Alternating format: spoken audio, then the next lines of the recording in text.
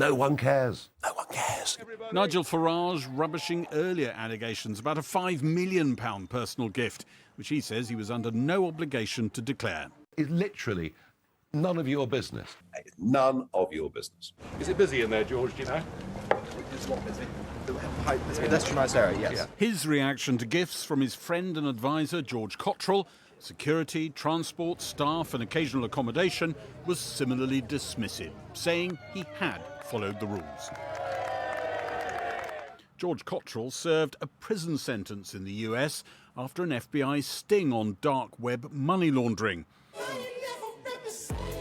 The Sunday Times alleged some gifts, like paying for a social media team, predated Nigel Farage's return to Parliament. A Lib Dem MP says it should all be added to the Parliamentary Standards Commissioner's investigation, already underway, into the £5 million gift from Bitcoin billionaire Christopher Harborne, given in early 2024. The Commons Code of Conduct requires new MPs within 1 month of their election to register all their current financial interests and any registrable benefits received in the 12 months before their election. The only exceptions are purely personal gifts or benefits, the example given in the code, from partners or family members. If there's any doubt, the benefit should be registered. Mr. Jenrick, is there anything else Nigel Farage has declared? We're just going to focus on what the public actually care about. Britain's broken, they want real change, and they do not care about the misinformation that's been put about by Labour and Conservatives and their proxies in the media. Thanks very much. Should a prospective Prime Minister be palling around with convicted criminals, sir? Actually quite inspiring looking at. The Sunday Times said Nigel Farage believed borrowing George Cottrell's London home in recent years was a non-political gift from a close friend. You're building a machine. Literally, and that's really what you're seeing. And this is the hub of it. Yeah, yeah. But George Cottrell is a close friend who insiders say is a frequent presence in party headquarters, filmed here last year, often said to be the last voice in Nigel Farage's ear on key decisions. And that would make any gift not purely personal. Nigel Farage says he's the victim of an establishment hit job, which makes some wonder if he's in danger of alienating those who investigate and pass judgment on him.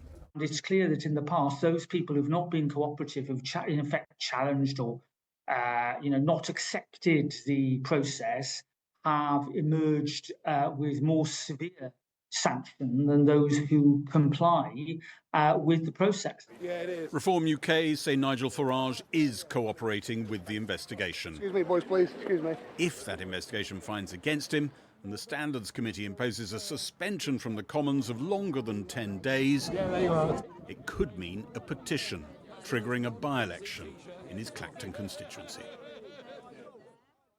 Gary Gibbon reporting there. Well, today the government announced new rules to crack down on foreign donations used to influence UK elections, including a minimum amount of time someone must permanently be based in the country before they can donate more than £100,000 to any political party or candidate. Just before we came on air, I spoke to Housing Secretary Steve Reed and began by asking him what was wrong with successful British business people who make their money abroad wanting to donate to a political party back home.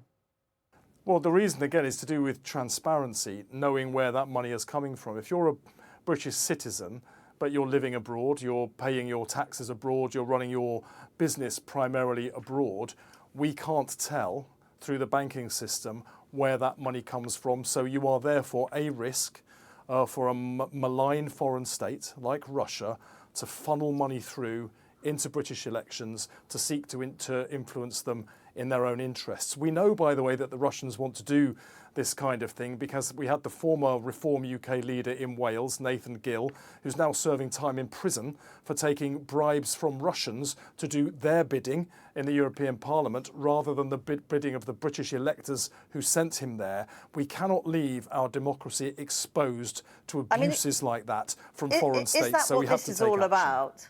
Is that what this is all about? And these measures could hit some of Reform's biggest donors. Is that why you're doing this? Well, no, I mean, I resent the implication behind that. I asked Philip Rycroft what safeguards were needed to defend our democracy from hostile foreign states like Russia or China, and he came forward with these proposals. Now, I hear what reforms say about these things. You'd expect, wouldn't you, that all political parties would support defending the integrity of British elections. You'd think they would all believe only British people should influence the outcome of elections, not the occupant of the Kremlin in Russia. Why does Reform And that's think... exactly what Reform is saying. They don't dispute that. But why do Reform think that Vladimir Putin would be interested in funding Reform UK and not any other political party? What is it that Reform UK think is so uniquely attractive to people that hate the United Kingdom that they would fund Reform? Now, I haven't said those things. It's the implication behind what Reform UK are saying. My interest is in defending British democracy and all political parties from undue influence by foreign powers that want to cause this country harm. Well, in a related issue, very quickly, if I may, Nigel Farage is absolutely clear that he hasn't broken any rules after recent allegations made about unregistered gifts from a friend of his. He says they were private gifts, not donated because of any connection with politics. Are you satisfied?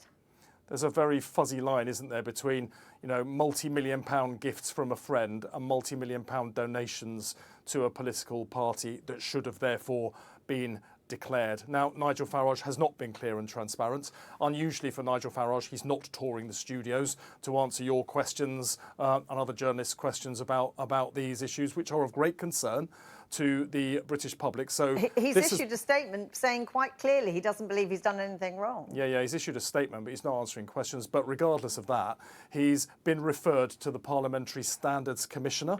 If there's a case to answer, it will now be investigated, and the Commissioner will bring forward his findings to all MPs so we can see whether and to what extent there has been a breach of the rules. But something smells very, very bad when somebody can give you a gift or a donation, which is more than most British people will earn in their entire lives, and you don't think it's worth declaring it.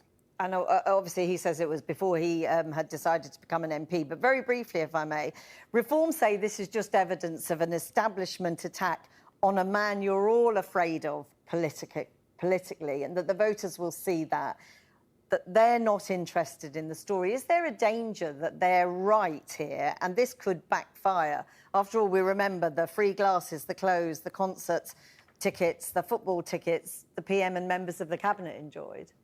No, what it's an attack on is foreign dictators like Vladimir Putin in the Kremlin being able to funnel billions of pounds into British politics in order to influence the outcome in ways that would benefit Russia rather than the British people. I mean, to me, it's fundamental. Democracy is one of the most sacred things we have. It's about the ability of the British people to choose their own government. We cannot expose it to influence from malign foreign states who would love to choose the British government in order to make our country weaker. We're not going there. Going to have to end it there, but thank you very much for talking to us. My pleasure.